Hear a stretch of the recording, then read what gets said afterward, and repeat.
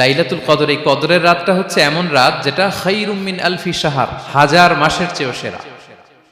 1000 মাস লাগাতার ইবাদত করলে যে সওয়াব, কদরের রাতে ইবাদত করলে এর সমান সওয়াব হবে নাকি?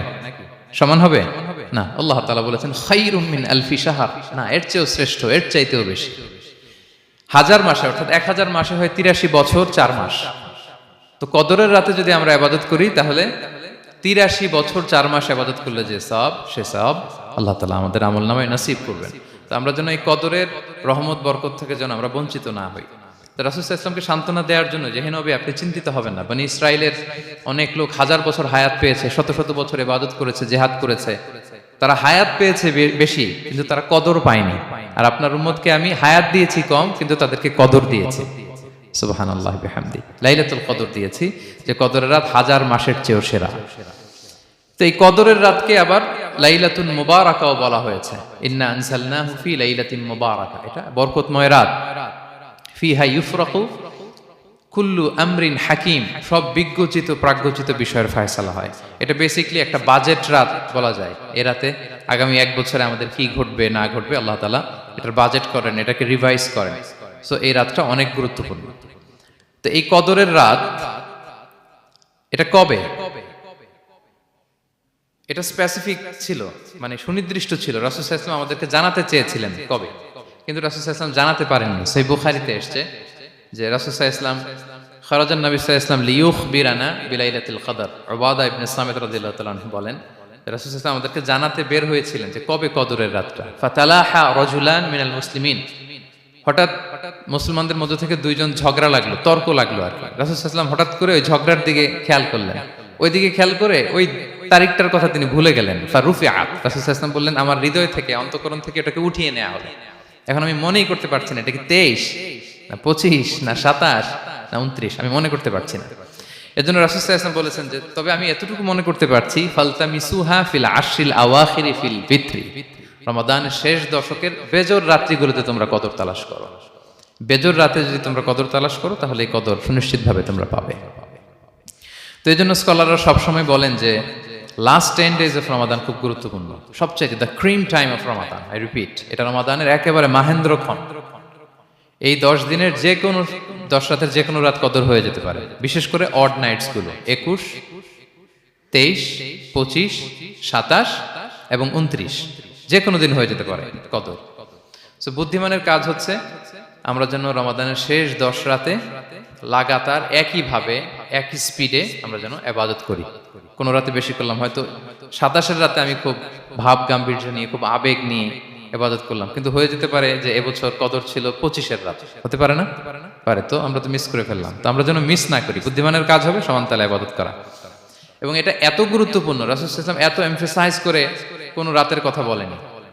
আরবি মাস অনুযায়ী 354টা রাতের মধ্যে সবচাইতে শ্রেষ্ঠ রাত, সবচাইতে শ্রেষ্ঠ রাত সূর্য ডোবার পর থেকে হাত্তা মাতলাইল ফাজর, ফজরের সূচনা লগ্ন পর্যন্ত শান্তিময় এ রাত, বরকতের এ রাত। রাসূল সাল্লাল্লাহু আলাইহি ওয়াসাল্লাম বলেছেন মান হুরিমা খায়রাহা ফাকাদ হুরিম, যে কদরের বরকত থেকে খায়ের থেকে বঞ্চিত হলো সে আসলেই বঞ্চিত। হি ইজ দ্য লুজার, সে হতভাগা, সে পোড়া কপাল, সে বঞ্চিত। মান হুরিমা খায়রাহা ফাকাদ হুরিম, যে কদর পেল না সে হতভাগা। এখন আমরা কি হতভাগা হতে চাই? আমরা তো শুরুতে অনেক হোপফুল ছিলাম, এত এত ব্লেসিংস, এত এত বরকত, রহমতের ফলগুধারায় আমরা প্লাবিত হচ্ছি রমাদানে। তা আমরা তো হতভাগা হতে চাই না।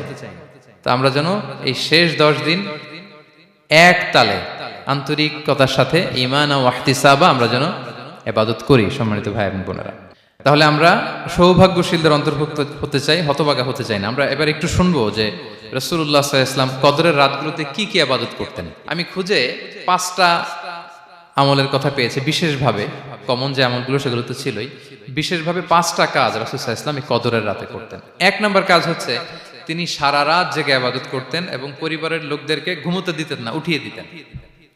বছরের অন্য কোনো সময়ে সারা রাত জেগে ইবাদত করার কোনো নজির রাসূল সাল্লাল্লাহু আলাইহি ওয়াসাল্লামের জীবনে ছিল না। সব রাতে ঘুমাতেন।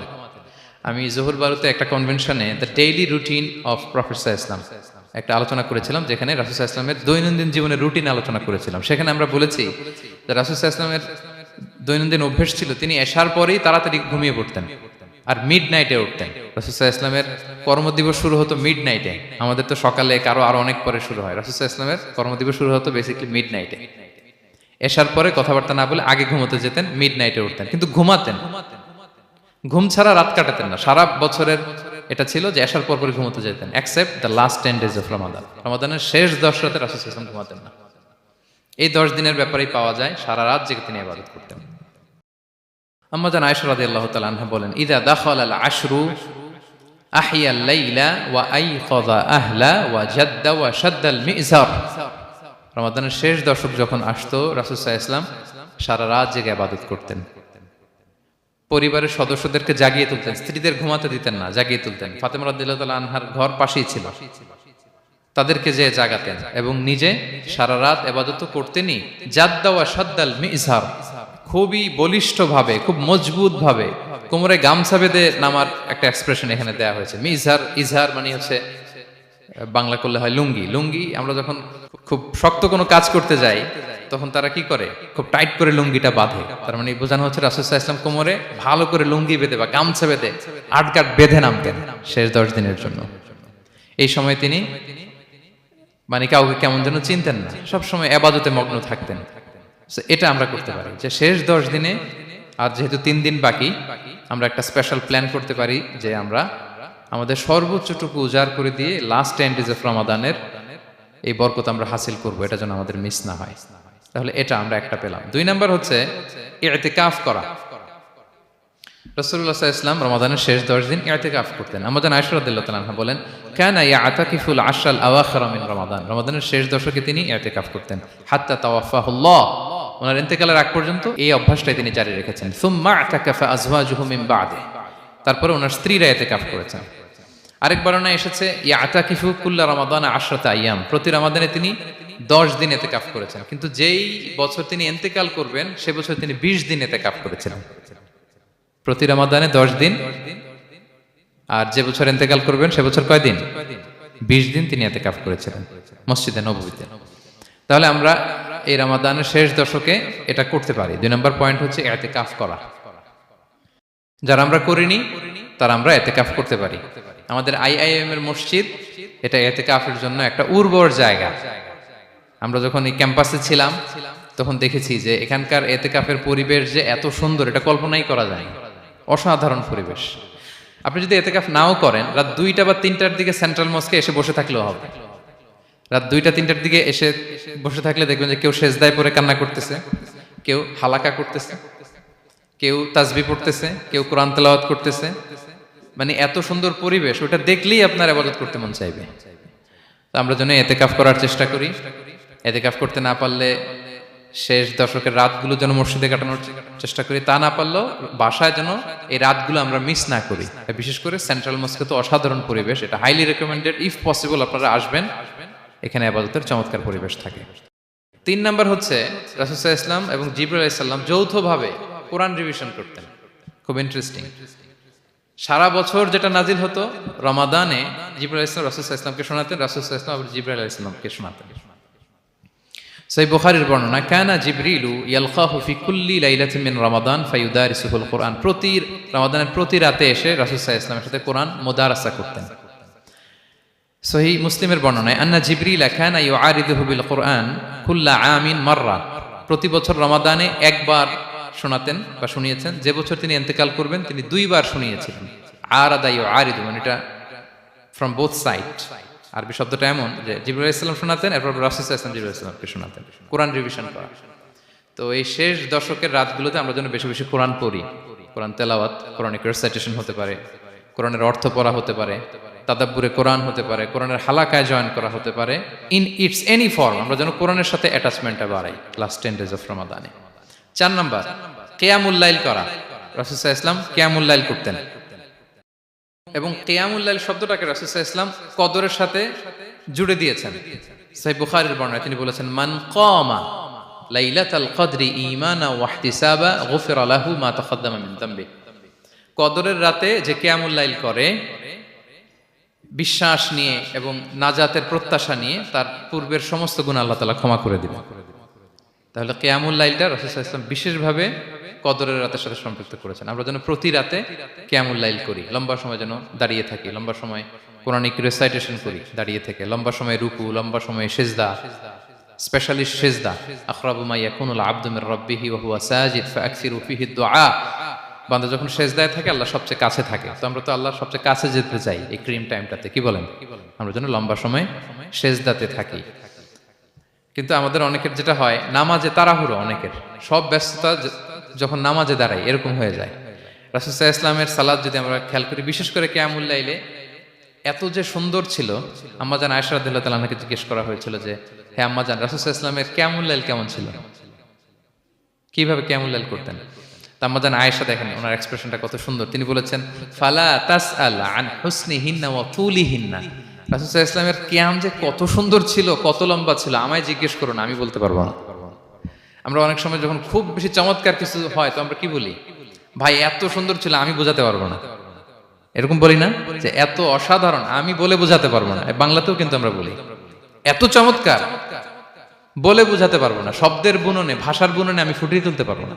তো আম্মাজান আয়েশা এটাই বলেছিলেন, ফালা তাসআল আন হুসনিহিন্না ওয়া তুলিহিন্না। রাসূল সাল্লাল্লাহু আলাইহি ওয়াসাল্লামের রাতের নামাজ কিয়ামুল লাইল যে কত সুন্দর ছিল, কত দীর্ঘ ছিল, লম্বা ছিল, আমায় জিজ্ঞেস করো না, আমি বলে বোঝাতে পারবো না। সুবহানাল্লাহি ওয়া বিহামদি। আমরা যেন লম্বা সময় কিয়ামুল লাইল করি। আম্মাজান আয়েশা রাদিয়াল্লাহু তাআলা আনহা আরো বলেন, কানা ইয়াকুমু মিনাল লাইলি হাত্তা তাতাফাত্তারা কদামা। এত দীর্ঘ সময় দাঁড়িয়ে থাকতেন, থাকতে থাকতে ওনার পা ফুলে যেত, পা দুটো ফুলে যেত। আপনিও দীর্ঘ সময় দাঁড়িয়ে দেখেন যে পায়ে ঝিম ধরে যাবে, পা ফুলে যাবে, এটা করতেন রাসূল সাল্লাল্লাহু আলাইহি ওয়াসাল্লাম। তো আম্মাজান আয়েশা বলেন, ইয়া রাসূলুল্লাহ লিমা তাসনাউ হাযা ওয়া ক্বাদ গুফিরা লাকা মা তাকদ্দামা মিন যামবিকা মা তাআখার। আপনি এত কষ্ট কেন সহ্য করেন নিজের দেহের উপরে? আপনার তো আগের পরের সব গুনাহ মাফ। আদতে তো রাসূল সাল্লাল্লাহু আলাইহি ওয়াসাল্লামের গুনাহই নেই, তিনি নিষ্পাপ। এত কষ্ট কেন করেন? আপনার আগের পরের সবই তো মাফ করে দেয়া হয়েছে, কেন করেন? রাসূল সাল্লাল্লাহু আলাইহি ওয়াসাল্লাম উত্তর করেছেন, আফালা উহিব্বু আন আকুনা আবদান শাকুরা। আয়েশা, আমি কি শুকরগুজার বান্দা হতে পছন্দ করব না? আল্লাহ তাআলা আমাকে তার রহম এবং করমে সব মাফ করে দিয়েছেন, কিন্তু আমি কি শুকরগুজার হব না? আমি কি আমার রোলটা প্লে করব না? আমি কি নিজেকে সঁপে দেব না আল্লাহ তাআলার কাছে জায়নামাজে? তো এটা ছিল সংক্ষেপে রাসূল সাল্লাল্লাহু আলাইহি ওয়াসাল্লামের কিয়ামুল লাইলের ধরন। এভাবে তিনি দীর্ঘ সময় কিয়ামুল লাইল করতেন। আমরা যেন এটা করি। সেন্ট্রাল মস্কে কিয়ামুল লাইল এবছরও নিশ্চয়ই হচ্ছে, আমরা যেন অংশগ্রহণ করি। 5 নম্বরে রাসূল সাল্লাল্লাহু আলাইহি ওয়াসাল্লাম দোয়া করতেন। এই কদরের রাতগুলোতে খুব বেশি বেশি দোয়া করতেন। দোয়া নিয়ে আমরা একটা জুমার খুতবা দিয়েছিলাম, সেখানে আমরা বলেছিলাম যে দোয়া হতে হবে খুব আন্তরিক দোয়া, রোবোটিক দোয়া যেন না হয়। আপনার আবেগ, ভালোবাসা, মনের মাধুরী মিশিয়ে, চোখের পানি মিশিয়ে, অশ্রু সিক্ত করে এই দোয়াটা করতে হবে, তাহলে সে দোয়া আল্লাহর কাছে কবুল হবে। আমরা যেন আমাদের ভাব, আবেগ সব ঢেলে দিতে পারি আমাদের দোয়াতে, আমাদের সিজদায়, আমাদের কিয়ামুল লাইলে। এবং যে কোনো ভাষায় কোরআনিক দোয়াগুলো রেকমেন্ডেড, হাদিসের মাসুরগুলো রেকমেন্ডেড। তাছাড়া আপনার নিজের ভাষায় আপনার কি চাওয়া, আপনার কি আকাঙ্ক্ষা, আপনার মনের কষ্ট, যাতনা সবকিছু আপনি আল্লাহ তাআলার কাছে পেশ করুন। এবং আম্মাজান আয়েশা জিজ্ঞেস করেছিলেন, ইয়া রাসূলুল্লাহ, আমি যদি কদর পেয়ে যাই আমি কি বলবো এ রাতে? মা আদউ, কি দোয়া করব? রাসূল সাল্লাল্লাহু আলাইহি ওয়াসাল্লাম বললেন, তাকুলিন, আয়েশা তুমি বলবে, আল্লাহুম্মা ইন্নাকা আফুউন তুহিব্বুল আফওয়া ফাআফু আন্নী। আয়েশা তুমি যদি কদরের রাত পেয়ে যাও এটা বলবে, হে আল্লাহ আপনি ক্ষমাশীল, আল্লাহ আপনি ক্ষমাকে পছন্দ করেন, আল্লাহ তাই আপনি আমায় ক্ষমা করেন। হে আল্লাহ আপনি ক্ষমাশীল, আপনি ক্ষমাকে পছন্দ করেন, আল্লাহ আপনি আমাকে ক্ষমা করেন। এই দোয়াটা আমরা যেন বেশি বেশি করি। আমার সাথে সাথে সবাই একটু পড়ুন মেহেরবানি করে, আল্লাহুম্মা ইন্নাকা আফুউন তুহিব্বুল আফওয়া ফাআফু আন্নী। আল্লাহুম্মা ইন্নাকা আফুউন তুহিব্বুল আফওয়া ফাআফু আন্নী। হে আল্লাহ আপনি ক্ষমাশীল, আপনি ক্ষমা করাকে পছন্দ করেন, আল্লাহ আমাকে ক্ষমা করেন। আমরা আমাদের নিজেদের ভাষায় অনেক দোয়া করতে পারবো, কিন্তু রাসূল সাল্লাল্লাহু আলাইহি ওয়াসাল্লামের শেখানো দোয়াগুলো এটা হচ্ছে মানে very precise in wording but comprehensive in meaning. এটার অর্থ, এটার আবেদন এটা অনেক বেশি। আমি অনেক 10টা-20টা বাক্য বলে এত সুন্দর কথা মিলাতে পারবো না। রাসূল সাল্লাল্লাহু আলাইহি ওয়াসাল্লাম যেটা শিখিয়ে দিয়েছেন, আগে আল্লাহর প্রশংসা করলাম, আল্লাহ আপনি ক্ষমাশীল, আবারও প্রশংসা, আল্লাহ আপনি তো ক্ষমা করাকে পছন্দ করেন। যেটা আপনি পছন্দ করেন না ওইটা তো চাচ্ছি না, যেটা আপনার পছন্দ, যেটা আপনি করতে ভালোবাসেন, গাফিরিয যামবি ওয়া কাবিলিত তাওব, আপনি ক্ষমা করাকে পছন্দ করেন, তওবা কবুলকে আপনি পছন্দ করেন, তো সেটাই তো চাচ্ছি আপনার কাছে, আপনি আমার তওবা কবুল করুন, আল্লাহ আপনি আমাকে ক্ষমা করুন। সো এই দোয়াটা প্রত্যেক রাতে যেন আমরা বেশি বেশি করি সম্মানিত সুধী। এবং এই যে রিমাইন্ডারগুলো শুনলাম, এটা রমাদানের পরেও যেন আমরা অব্যাহত রাখি। আমরা নাম দিয়েছি যে gear up for a great Ramadan. আমাদের এবাদতের যে ধারাবাহিকতা, এই গতিটাকে আরেকটু গিয়ার আপ করা, আরেকটু পুশ করা নিজেকে, আরেকটু এক্সট্রা ড্রাইভ দেওয়া। এই শেষ মুহূর্তে মাত্র 13টি দিন আমাদের হাতে আছে, আমরা যেন আরেকটু ইফোর্ট দেই, আমরা যেন আরেকটু ড্রাইভ দেই, যাতে করে আমরা আল্লাহ তাআলার আরো নিকটবর্তী হতে পারি। এবং এই রমাদানে আমরা যা শিখলাম, যেটা করলাম, এটার ইম্প্যাক্ট যেন রমাদানের পরেও আমাদের মধ্যে থাকে। আমাদের অনেকের এটা হয় যে রমাদানে আবেগে অনেক আলোচনা শুনে, ক্ষমার মাস এটা জেনে এত আবাদত, রমাদান নাই আবাদতও নাই, এরকম হয়ে যায়। এটা যেন না হয়, বরং এটার একটা পরশ যেন আমাদের হোল দ্য ইয়ার লং থাকে। আরব শায়েখরা বলেন যে কুন রব্বানি লা তাকুন রমাদানি, রব্বানি হও, রমাদানি হও না। মানে রমাদান আসছে, তুমি রমাদান কেন্দ্রিক আবাদত নিয়ে অনেক উচ্ছ্বাস, কিন্তু রমাদান শেষ, আবাদত শেষ, এমনটা যেন না হয়। রমাদানের পরেও সে মেহেরবান আল্লাহ তাআলা কিন্তু আমাদের জন্য আছেন। তিনি প্রতি রাতে শেষ রাতে নেমে আসেন, এসে ডাকতে থাকেন, কার ক্ষমা লাগবে ক্ষমা চাও, ক্ষমা করব। কে বিপদে পড়েছো বলো, আমি উদ্ধার করব। তো তিনি আরশের উপর থেকে প্রথম আসমানে নেমে আসলেন দেওয়ার জন্য। আমি ঘুম থেকে জাগতে পারলাম না, নেয়ার জন্য। এটা হইলো? প্রাইম মিনিস্টার আনোয়ার ইব্রাহিম আমাকে একটা অ্যাওয়ার্ড দিবে, লেটস সে হোটেল ইন্টারকন্টিনেন্টাল, উনি এসে বসে আছে, বাট আমি যেতে পারিনি। এটা হয় না। আল্লাহ তাআলা প্রতি রাতে শেষ রাতে এসে বলেন কার কি লাগবে দাও। তিনি নেমে আসেন বা বিশেষ মনোনিবেশ করেন প্রথম আসমানে এসে, কিন্তু আমরা যে নিব সেই সময়টুকু আমাদের হয় না। আমরা এতটা গাফেল যেন না হই, আমরা যেন একটু পুশ করি। বড় কিছু পেতে হলে নিজেকে পুশ করতে হয়, এক্সট্রা একটা ড্রাইভ দিতে হয়। সম্মানিত শুধু 17টা দিন কি করলাম একটু রিভাইজ করি, যোগ বিয়োগ করি নিজের সাথে নিজে, যে প্ল্যানটা নিয়ে রমাদান শুরু করলাম ওইরকম কিয়ামুল লাইল করতে পারলাম কিনা, ওইরকম চ্যারিটি করতে পারলাম কিনা, রেসাইটেশন করতে পারলাম কিনা, একটু যেন নিজের সাথে নিজে বোঝাপড়া করি, একটু যেন রিভাইজ করি এবং নিজেকে যেন একটু পুশ করি। সম্মানিত শুধু এই ছিল সংক্ষিপ্ত আলোচনা। আমি 30 সেকেন্ডসে পুরো আলোচনাটা আবার একটু যারা পরে এসেছেন একটু রিভাইজ করে নেই। আমি শুরুতে এভাবে শুরু করেছিলাম যে রমাদান এটা হচ্ছে it's a month of hope, এটা আশা জাগা নিয়ে একটা মাস। এই মাসের যে রহমত বরকতের যত যত হাদিস কোরআনের আয়াতগুলো আমরা বলেছি, এগুলো শুনলে আমাদের মধ্যে একটা আশা জাগে, আশাবাদী হয়ে ওঠে যে আমার এই মাস আমার মুক্তির মাস, আমি মুক্তি পাবো। কিন্তু at the same time it's a month of warning, এটা আবার সতর্কতার মাস। রাসূলুল্লাহ সাল্লাল্লাহু আলাইহি ওয়াসাল্লাম বলেছেন রোজা রেখে যে মিথ্যা ছাড়লো না, পাপ ছাড়লো না, তার ধ্বংস। আবার 3 বার তিনি আমিন বলেছেন। বেসিক্যালি এটা একটা বদদোয়া যে মান আদরাকা রমাদান ওয়া লাম ইগফার লাহ, যে রমাদান পেয়েও নিজের গুনাহ ক্ষমা করতে পারলো না, তার ধ্বংস। সো আমরা আশাবাদী হব। আল ঈমানু বাইনাল খাউফি ওয়ার রাজা, বিশ্বাস হচ্ছে আমার মধ্যে ভীতিও কাজ করবে, আবার আমার মধ্যে একটা হোপ থাকবে, এটাই ঈমান। সো আমরা যেন এই ওয়ার্নিং গুলো আমাদের মাথায় রাখি, যে আমরা যেন আল্লাহর নৈকট্যপ্রাপ্ত বান্দা হতে পারি, ক্ষমাপ্রাপ্তদের অন্তর্ভুক্ত যেন আমরা হতে পারি। এরপরে আমরা বলেছিলাম যে লাআল্লাকুম তাত্তাকুন অ্যাচিভ হচ্ছে কিনা আমাদের প্রত্যেক কাজে এটা খেয়াল করতে হবে। আমাদের সম্মানিত ইউসুফ স্যার খুব সুন্দর করে এটা বলেছেন যে আল্লাহর সচেতনতা, আল্লাহর ভয়, to build up the sense that Allah is watching me, এই সেন্সটা আমার সব কাজের মধ্যে থাকতে হবে। যদি লাআল্লাকুম তাত্তাকুন অ্যাচিভ হয়, সাকসেসফুল, একটা সাকসেসফুল প্রোডাক্টিভ রমাদান আমরা কাটাচ্ছি। আর যদি লাআল্লাকুম তাত্তাকুনের সমস্যা, তার মানে we have to revise hour schedule, যাতে করে আল্লাহর এই সচেতনতা আমরা বিল্ড আপ করতে পারি। এরপর আমরা বলেছি যে আমরা সংযমটা যাতে এনশিওর করি, রমাদানের যে সংযম, নিজের প্রবৃত্তির উপর আমরা বিজয় লাভ করি। সারা বছর প্রবৃত্তি জিতে, রমাদানে আমরা জিতি। এরপর আমরা চ্যারিটির কথা বলেছি। রাসূল সাল্লাল্লাহু আলাইহি ওয়াসাল্লাম খুব জেনারাস হয়ে যেতেন রমাদানে, আমরা যেন আমাদের দানের হাতকে আরো প্রশস্ত করি। এবং রমাদানে আমাদের কমিউনাল স্পিরিট চলে আসে, আমাদের বেসিক্যালি একটা সেলফ ট্রান্সফরমেশন হয়। অনেক বদ অভ্যাস আমরা রমাদানে ত্যাগ করি, বাকি মাসেও যেন এটা আমরা কন্টিনিউ করি। আর সবশেষে আমরা লাস্ট 10 ডেজ অফ রমাদানের গুরুত্ব নিয়ে বলেছিলাম যে রাসূল সাল্লাল্লাহু আলাইহি ওয়াসাল্লাম খুব হতাশ হয়ে পড়েছেন যে অন্য নবীর উম্মতেরা অনেক হায়াত পেয়েছে, আমরা পেলাম 60-70, তো আমার গুনাহগার উম্মত কি করবে? আল্লাহ বলেন লাইলাতুল কদর খায়রুম মিন আলফি শাহর, নবী হে আপনার উম্মতের জন্য আমি কদরের রাত দিয়েছি, যে এক রাতে ইবাদত করলে 1000 মাসের চেয়েও বেশি সওয়াব তারা পেয়ে যাবে।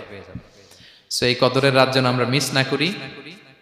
কোনটা কদরের রাত? আমরা বলেছিলাম শেষ 10 দিন সমান তালে ইবাদত করব। বিশেষ করে আমরা গুরুত্ব দিব অড নাইটস গুলোতে, 21, 23, 25, 27, 29 আমরা গুরুত্ব দিব। এবং রাসূল সাল্লাল্লাহু আলাইহি ওয়াসাল্লাম বলেছেন মান হুরিমা খায়রাহা ফাকাদ হুরিম, যে কদরের বরকত মিস করলো সে বঞ্চিত, সে হতভাগা, হি ইজ দ্য লুজার। আমরা যেন লুজার না হই, আমরা যেন গেইনার হই এই বরকতের মাসে।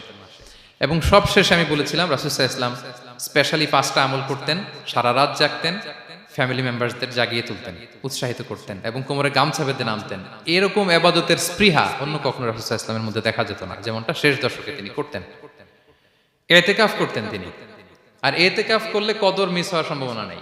এটা 21-এ হোক, 25-এ হোক, 23-এ হোক, আমি তো মসজিদে, আমি তো কিয়ামুল লাইলে অংশগ্রহণ করতেছি, আমি তেলাওয়াত করতেছি, আমি প্রতিদিনই দোয়া করতেছি, মিস হওয়ার কোনো সম্ভাবনা নেই। আমরা যেন ইতিকাফের চেষ্টা করি, অথবা পার্ট টাইম ইতিকাফ যেন অন্তত করি, 5 দিন 3 দিন, অথবা রাতের সময়গুলো মসজিদে যেন আমরা কাটাই। 3 নাম্বার বলেছিলাম রাসূল সাল্লাল্লাহু আলাইহি ওয়াসাল্লাম জিবরাইল আলাইহিস সালাম কোরআন রিভিশন করতেন। আমরা যেন কোরআন রিভাইজ করি, রেসাইটেশন করি বেশি মাত্রায় শেষের 10 দিন। কিয়ামুল লাইল, ফালা তাসআল আন হুসনিহিন্না ওয়া তুলিহিন্না, কত সুন্দর কিয়ামুল লাইল ছিল, বলে বোঝানো যাবে না। তো আমরা যেন এরকম দীর্ঘ সময় কিয়ামুল লাইল করি। আর সবশেষে বলেছিলাম দোয়া করা। দোয়া করা হচ্ছে দোয়া মুমিনের হাতিয়ার। দোয়া মানুষের জীবন চেঞ্জ করে দিতে পারে। চাওয়ার মতো চাইলে আল্লাহ ফেরান না, আল্লাহ তো দেওয়ার জন্যই বসে আছেন। আমরা যেন কায়মনোবাক্যে আল্লাহ তাআলার কাছে চাই, অশ্রুসিক্ত নয়নে যেন আমরা চাই। অনুতপ্ত বান্দার চোখের পানির ফোঁটা আল্লাহর কাছে খুব প্রিয়। 2 ফোঁটা আল্লাহর কাছে সবচেয়ে প্রিয়, জেহাদের ময়দানে মুজাহিদের রক্তের ফোঁটা আর অনুতপ্ত বান্দার চোখের পানির ফোঁটা।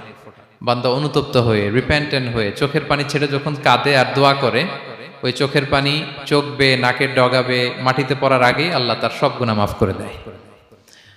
আমরা যেন সেই অনুতপ্ত বান্দাদের কাতারে শামিল হতে পারি। রাসূল সাল্লাল্লাহু আলাইহি ওয়াসাল্লাম যেভাবে কিয়ামুল লাইল করতে আমাদেরকে উৎসাহিত করেছেন, আমরা যেন সেভাবে কিয়ামুল লাইল করতে পারি। আমাদের প্রতিটি কাজের মধ্য দিয়ে লাআল্লাকুম তাত্তাকুনের যে অ্যাচিভমেন্ট, সেটা যেন আমাদের হাসিল হয়। এবং এই রমাদানকে যেন আমরা আমাদের জীবনের সর্বশেষ রমাদান মনে করি। আমাদের চিফ ইমাম অফ সেন্ট্রাল মস্ক, ইমাম রমাদান সুবকি, নামাজের আগে একটা সুন্দর কথা বলেন যে perform this Salah as if this is your last and final prayer. এমনভাবে নামাজে দাঁড়াও, মনে করো এটাই হতে পারে জীবনের শেষ নামাজ। রাসূল সাল্লাল্লাহু আলাইহি ওয়াসাল্লাম এটাই বলেছেন। সো আমরা বিগত বছরগুলোতে আমাদের অনেক প্রিয়জনদের হারিয়েছি এই কোভিডের কারণে। এবছর আল্লাহর মেহেরবানি বাংলাদেশ আইএম কমিউনিটির এই চমৎকার, আমাদের সম্মানিত শিক্ষক মণ্ডলীদের প্রচেষ্টা, ছাত্র ভাইদের প্রচেষ্টায় এই চমৎকার জান্নাতি পরিবেশে ইফতারির আগে আমরা একত্রিত হয়েছি। আবারও আগামী বছর আমরা এরকম কোনো গ্যাদারিং এ জয়েন করতে পারবো, কোনো গ্যারান্টি কি আমাদের আছে? নাই। It could be the last Ramadan in our life. So আমরা যেন এটা সবসময় মাথায় রাখি যে হতে পারে আমার this is our last chance, এটাই লাস্ট চান্স, এবং এই অপরচুনিটিগুলো যেন আমরা কাজে লাগাই এবং আল্লাহ তাআলার প্রিয় বান্দাদের অন্তর্ভুক্ত হই। আল্লাহ তাআলা আমাদের সবাইকে এই কথাগুলো বোঝার ও আমল করার তৌফিক দান করুন।